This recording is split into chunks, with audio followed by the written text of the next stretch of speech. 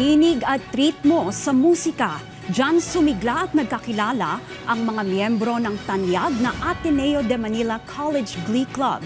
Sa kanilang gaganaping alumni homecoming, ang kasamahan po natin na si Angelique Lazo muling aakyat ng entablado, hindi para maghatid ng balita, kundi bilang isang mga awit. Silipin natin yan sa sentro ng balita ni Sheila Natividad.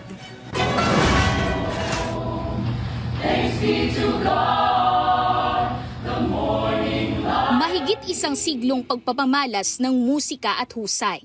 Ganyan katagal nang nagsasalo sa iisang ritmo ang Ateneo de Manila College Glee Club, ang pinakamatanda at isa sa pinakaprestihiyosong choral group sa Pilipinas na naitatag noong 1921. Ang Nooy Kora na binubuo lamang ng kalalakihan, kalaunay naging tulay para mamayagpag din ng mga kababaihan sa larangan ng pag-awit at nakapagtanghal sa iba't ibang panig ng mundo. Iba yung Ateneo. Ateneo talagang, lalo kong na-feel yung ano nila, yung passion nila, yung organization, everything. When they work on something, lahat-lahat ng ano nila andun. Kaya yung group chat namin, talaga makikita mo they are covering all areas. Ilang konduktor na ang kumumpas sa ADMO Glee Club, pero sa gaganaping ika-105 anibersaryo nito, aminado si Malu na ang nooy kaba at pag-aalinlangan niyang sumali sa kora, ngayon siyang dahilan kung bakit niya ipinagpapatuloy ang musika. Maging ang mga dating konduktor na sina Beverly, sabik na muling makasama sa entablado ang iba't ibang henerasyon ng Glee Club. It's an opportunity rin for the batches, the different batches to come together. Maraming mga hindi magkakilala.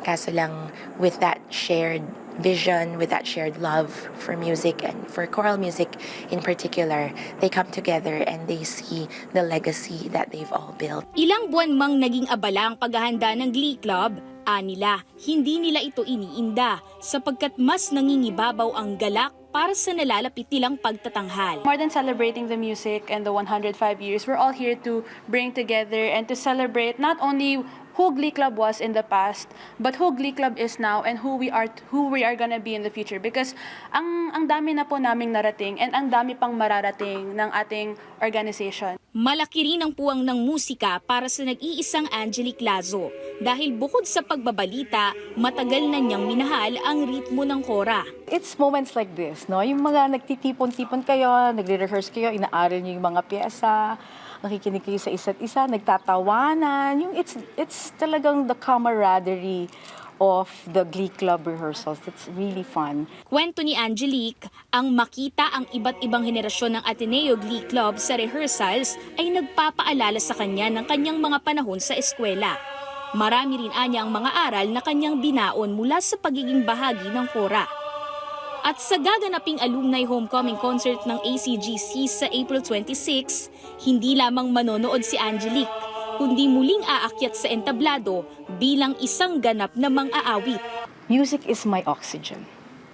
It gives me life, it gives me happiness, and it gives me a sense of direction, especially when I think about it as a gift from God.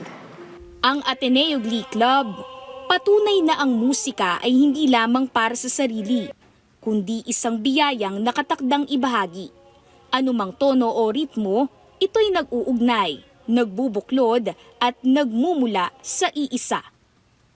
Sheila Natividad, para sa Pambansang TV sa Bagong Pilipinas.